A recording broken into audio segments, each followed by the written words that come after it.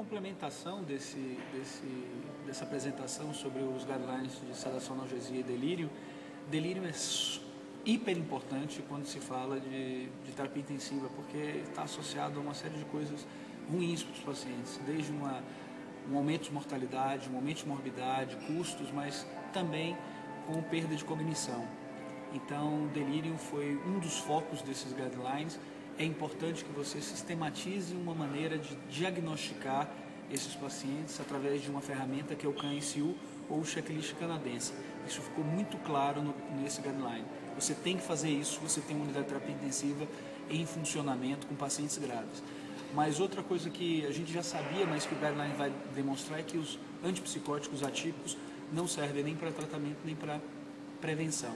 E que uma abordagem interdisciplinar, toda a equipe, no sentido de mobilizar esse paciente de maneira precoce e principalmente diminuindo a exposição a fatores de risco, é que podem fazer com que esse paciente tenha algum tipo de benefício em termos de evolução, de não ter delírio ou que esse delírio tenha um menor tempo possível. Uma outra apresentação que assistimos foi do Dr. Wesley Eli sobre o impacto do delírio nos desfechos a longo prazo dos pacientes submetidos a tratamento intensivo.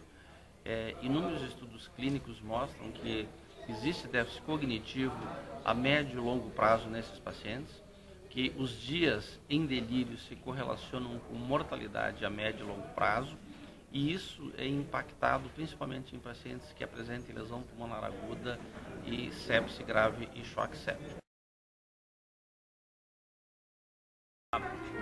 Na primeira apresentação eu falei sobre controvérsias em UTI neurológica pediátrica.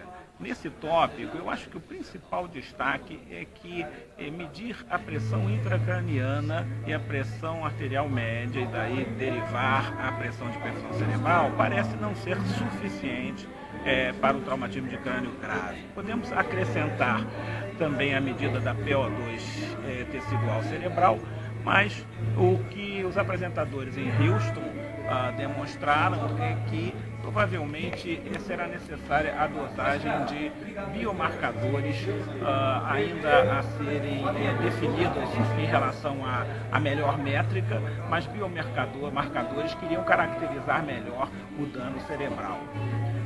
Na segunda apresentação, que nós falamos sobre controvérsias em ventilação mecânica e novos métodos de ventilação. As modalidades apresentadas foram a PAV Plus, o NAVA, que tem como grande característica a possibilidade de permitir que o paciente comande ventilação a ventilação a pressão ventilatória utilizada no sistema. E o autor também, o apresentador também destacou a ventilação com liberação de pressão nas vias aéreas como uma forma de manter uma ventilação com estratégia de open lung, e também foi destacada a ventilação de alta frequência a jato e alta frequência percussiva como modalidades de resgate que poderiam ser utilizados em doença pulmonar grave.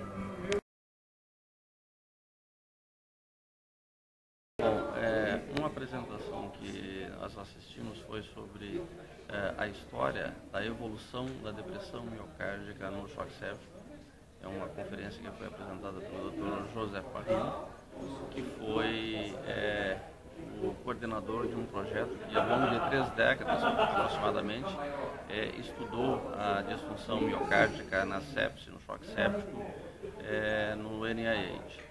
O Dr. Parrillo fez uma resenha de todos os estudos ao longo de mais de 3 décadas e, do ponto de vista clínico, aspectos a serem salientados e que podem ser levados do laboratório para a beira do leito são a importância da documentação da depressão miocárdica e da dilatação ventricular na fase aguda do choque séptico nos pacientes que sobrevivem.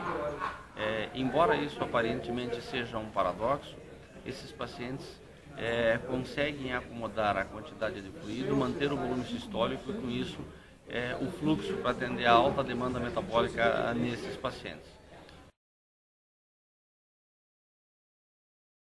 Pós-SCCM foram apresentados diversos temas Eu particularmente falei sobre algumas sessões que foram discutidas no Congresso, como a utilização de dietas imunomoduladoras no paciente com lesão pulmonar aguda e SARA, e também diversos aspectos do paciente imunossuprimido na unidade terapêutica.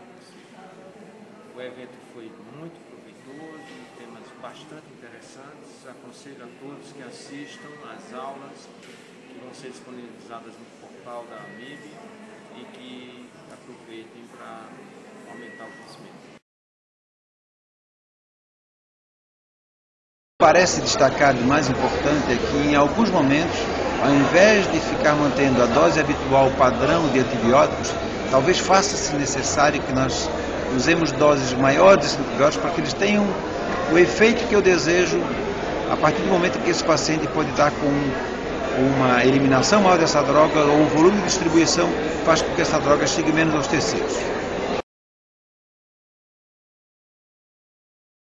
A insuficiência renal hoje precisa de um marcador mais efetivo do que a creatinina. Hoje existem vários biomarcadores que estão sendo estudados para isso e que possam refletir melhor a questão da insuficiência renal de forma precoce, que possa ser que haja possibilidade de um tratamento precoce.